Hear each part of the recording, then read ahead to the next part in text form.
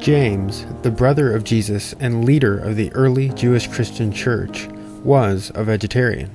In fact, in ecclesiastical history, Eusebius states that James was even raised by his parents as a vegetarian. Now why would his parents do this unless they were vegetarians and raised their entire family, including Jesus, vegetarian as well? There were many vegetarian sects living at that time, as well as in early Christianity. Augustine was a Christian who was an opposer of vegetarianism in Christianity itself. He stated that the vegetarian Christians whom he opposed were so prevalent he couldn't even begin to number them.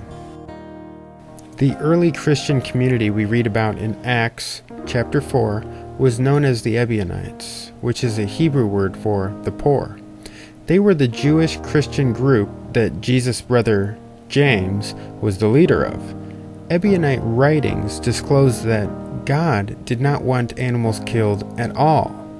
It even went so far as to condemn those who even taste meat. These Jewish Christians believed that God never gave Moses any commands to sacrifice animals or even for war. These were actually later additions.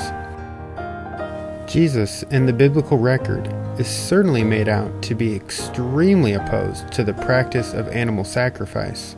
We read in Matthew 21:12-13 that Jesus entered the temple and drove out all who sold and bought in the temple.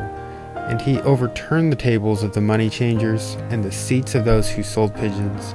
He said to them, "It is written, 'My house shall be called a house of prayer,' but you make it a den of robbers."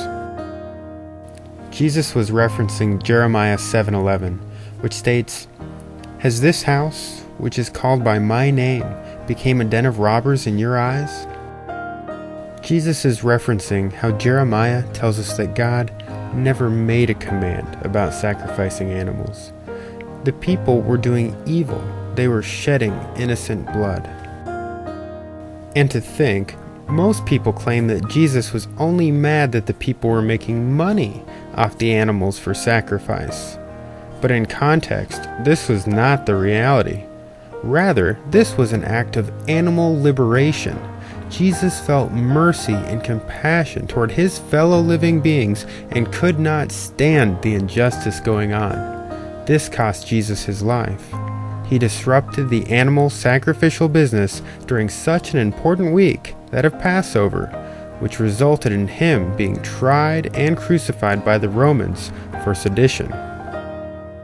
So, ask yourself why such an enlightened man like Jesus would forfeit his life to prevent animals from being murdered. Has his message been lost and obscured over the past 2,000 years?